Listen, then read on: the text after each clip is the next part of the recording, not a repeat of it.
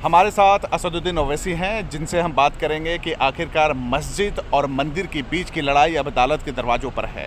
अजमेर में मंदिर है, इस तरीके के क्लेम्स किया जा रहा है। कैसे आप सोचते हैं ओवैसी साहब? देखिए, जब बाबरी मस्जिद राम मंदिर का फैसला आया, मैंने उस वक्त ऑन रिकॉर्ड कहा था कि सुप्रीम कोर्ट ने आस्था की बुनियाद पर जजमेंट देकर बहुत गलत फैसला दिया और फ्यूचर में इस तरह के मसले उठेंगे। आज आप देख रहे हैं कि संभल की जामा मस्जिद को मस्जिद नहीं कहा जा रहा है, आगरा की जामा मस्जिद को जामा मस्जिद नहीं माना जा रहा है, सलीम चिश्ती रहमतुल्लाह अलैह की दरगाह को दरगाह नहीं माना जा रहा है, ख्वाजा हिंदल वली सुल्तान हिंद गरीब नवाज़ की दरगाह को दरगाह नहीं माना जा रहा है। इस तरह के केसेस डाले जा रहे हैं, तो ये सब की सब जिम्मेदारी बीजेपी आरएसएस पर आती है और ख़ास तौर से जस्टिस DYC चंद्रचूड़ जब वो CGI थे, वो उस पर रोक लगा सकते थे, मगर उन्होंने खामोशी इख्तियार की और आज अपनी लेगेसी को बचाने के लिए मुख्तलिफ मीडिया चैनल पर अपना इंटरव्यू दे रहे हैं।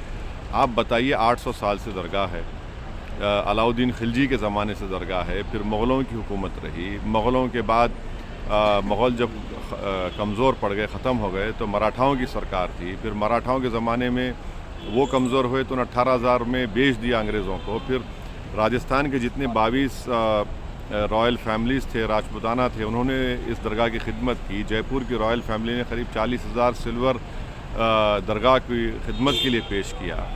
क्वीन एलिज़ाबेथ जब 1911 में आई तो हाउस बनाया गया। कई प्रधानमंत्री वहाँ पर चादर भी जाते हैं।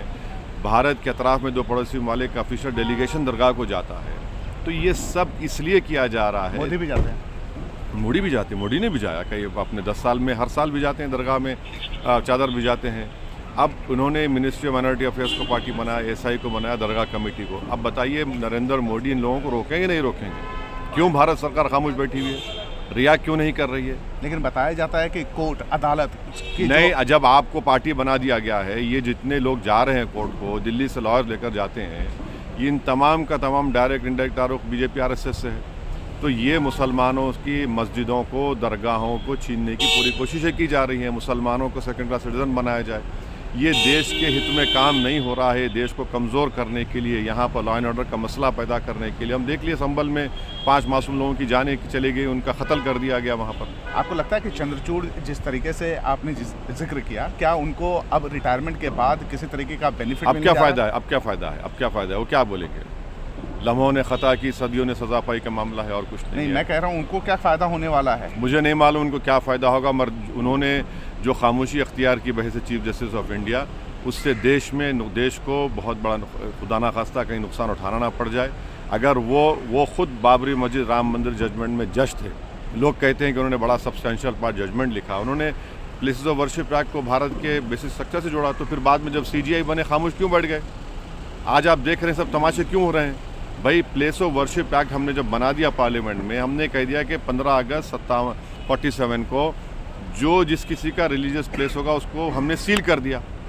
तो ये सब तमाशे क्यों हो रहे हैं? ये देश के हित में हो रहा है, देश को कमज़ोर करने के हो रहा है। यहाँ पर सोशल इंस्टेबिलिटी क्रिएट करने की कोशिश की जा रही है, लॉ एंड ऑर्डर का मसला पैदा किया जा रहा है, लोगों की आस्थाओं से खेला जा रहा है। आप जिस संसद के सदस्य हैं उसमें रंजन गोगोई भी हैं, क्योंकि वो जज के बाद यहाँ पर आए हैं। जस्टिस गांगुली भी हैं। क्या आपको लगता है कि CGI भी? मैं वो उस पर नहीं जाना चाह रहा हूँ। मैं जजमेंट के ऊपर बोल चुका हूँ, उसमें तफसील है। एक आखिरी सवाल है आपसे।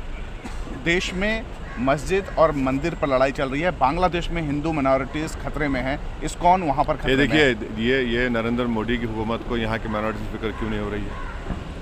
हम तो देश के नागरिक हैं, बाइज़्ज़त शहरी हैं, 25 करोड़ के करीब हैं। आप यहाँ पर देखिए ना, आप बांग्लादेश के प्रधानमंत्री थोड़ी हैं, आप भारत के प्रधानमंत्री हैं, जिसमें अल्पसंख्यक समाज मुसलमान इतनी तादाद में रहता है, जहाँ पर आए दिन उनकी मस्जिद, दरगाह, उनकी जान और माल को नुकसान पहुँचाया जा रहा है, गालियाँ दी जा रही हैं, इस तरह बेहूदगी की बातें की जा रही हैं, डिग्निटी हमारी छीनी जा रही है। तो देश के प्रधानमंत्री को प्रोटेक्ट करना चाहिए नहीं चाहिए? ये असदुद्दीन ओवैसी हैं, जिन्होंने खुले तौर पर ये बात कही है, अजमेर पे बात कही, बांग्लादेश पे बात कही। कैमरा पर्सन अशोक के साथ मैं अशोक राज, जी मीडिया, दिल्ली।